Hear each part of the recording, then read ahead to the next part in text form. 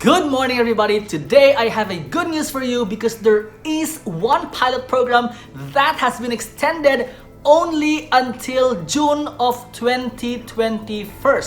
Later on in this video, we are going to reveal what program this is. Now, this pilot program provides a fast-tracked, permanent immigration pathway for skilled workers and talents across the globe. So whether you guys live in Canada or you live outside of Canada, this program might just be for you. Now, if you guys are someone who is outside of Canada, perhaps you're living in one of the most beautiful beaches of Maldives, Indian Ocean, or the Mediterranean Sea, Red Sea, or Boracay or Caribbean Sea, then you must have a work experience on a certain NOC code or skill or occupation. Later on in this video, we are gonna take a look at each of these skills. On the other hand, if you are from inside Canada and enjoying the different season, we have summer, winter, spring, and fall, then you must be an international student or a study permit holder, a temporary work permit holder, or a foreign worker. Before we move on, guys, please consider subscribing to my channel, hit the bell, hit the thumbs up. I really appreciate all of the support. Number 3, this pilot program does not require you to have a positive labor market impact assessment, also known as the LMIA. Now, let me give you guys a very quick information about LMIA. So, a positive LMIA can be very hard to obtain, especially if you guys are living outside of Canada, because employers normally look for foreign workers who are already residing here in Canada. So, if you guys are someone who is outside of Canada, then your chances of getting a positive LMIA is a lot lower than those who are already here in Canada. That's why the fact that this pilot program does not require a positive LMIA is a very, very good news.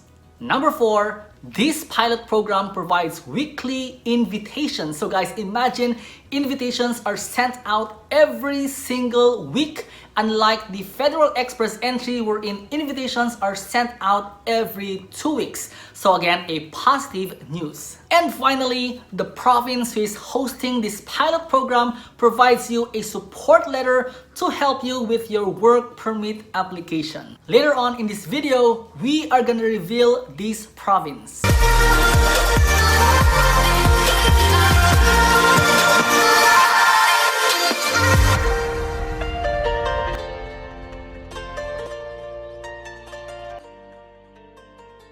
Now, just before we reveal this pilot program and the province hosting this program, let's take a look at the in-demand skills required for this program and see whether you guys are eligible or not. Alright, so the very first skill is for 0131, which is for telecommunication carriers managers, followed by 0213 for computer and information systems managers, and then we have 0512 for managers, publishing, motion pictures, broadcasting, and performing arts. And then for all of you guys who are in the field of engineering, calling all civil engineers with NOC code 2131, mechanical engineers with NOC code 2132, and electrical and electronics engineers with NOC code 2133.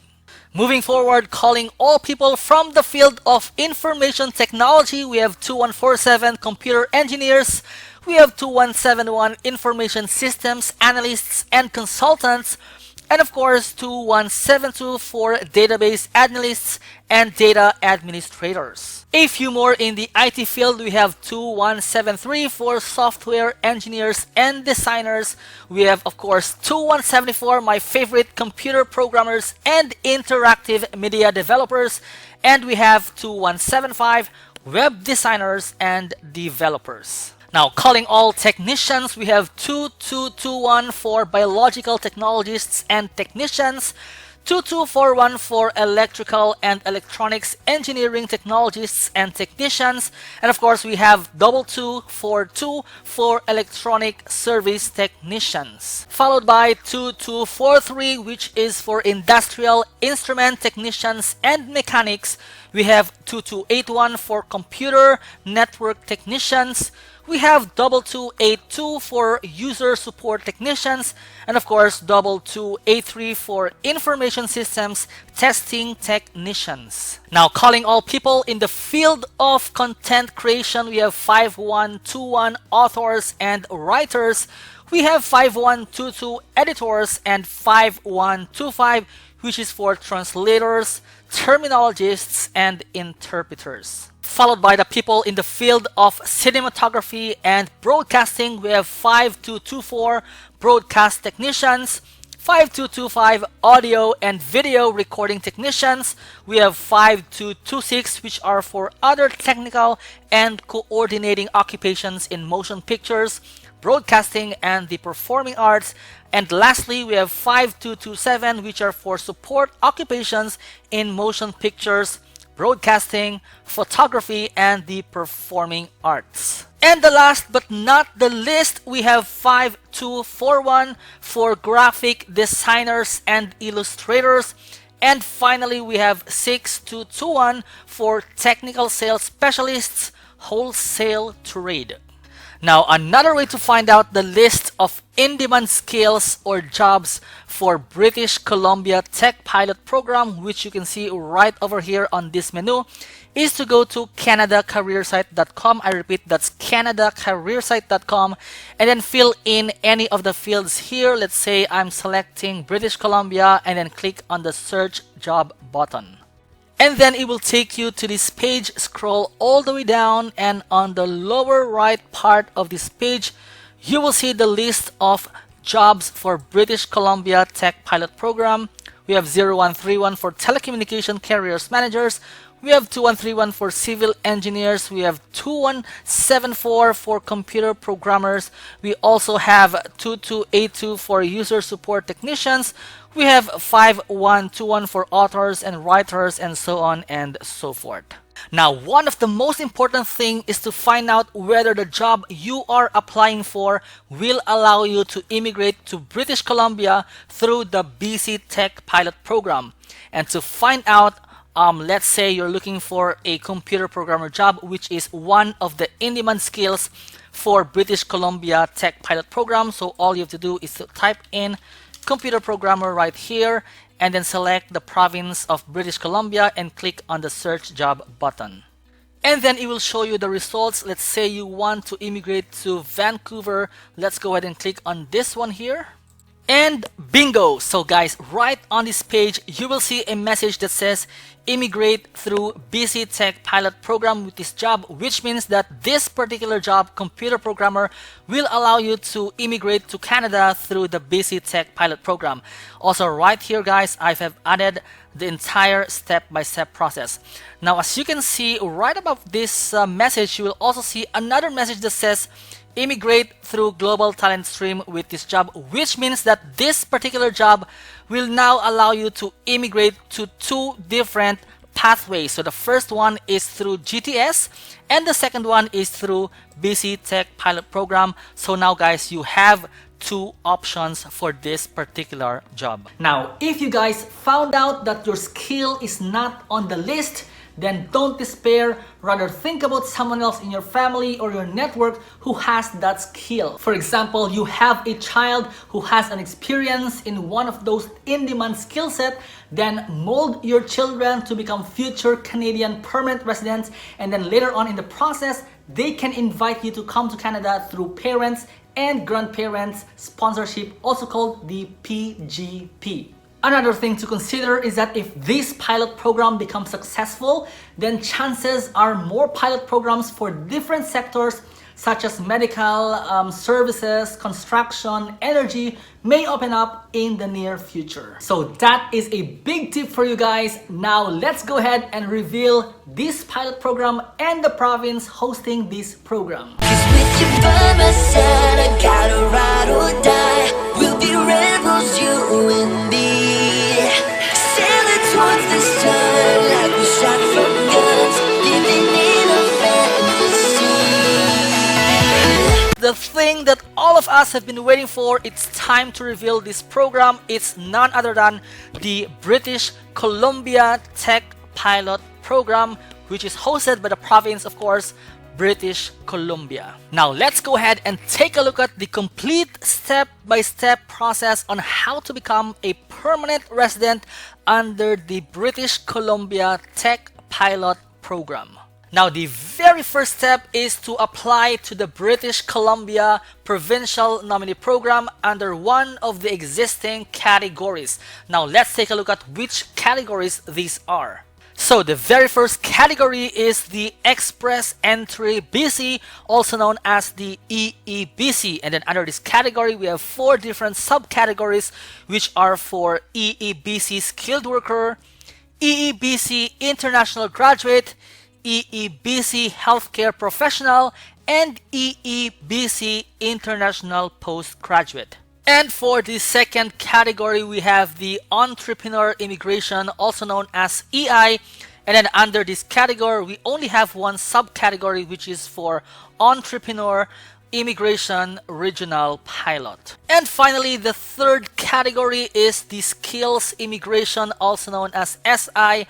Under this category, we have 4 different subcategories, which is for Skilled Worker, Healthcare Professional, International Graduate, and finally the International Postgraduate.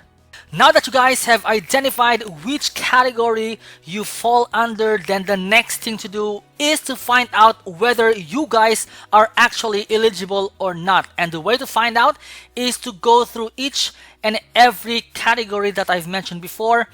You know, there's a lot of them right now, and it's not gonna be sufficient to discuss everything on this video. So I'll probably just create another video to discuss everything of those categories.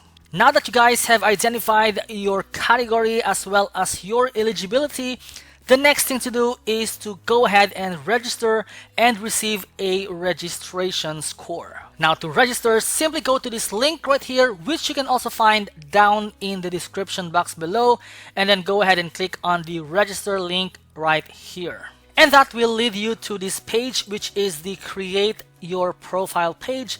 Right here, you're going to have to fill out everything for this page, such as your email address, your user ID password, security questions, personal information, and so on and so forth. And once you're done, simply click on the register button right down here.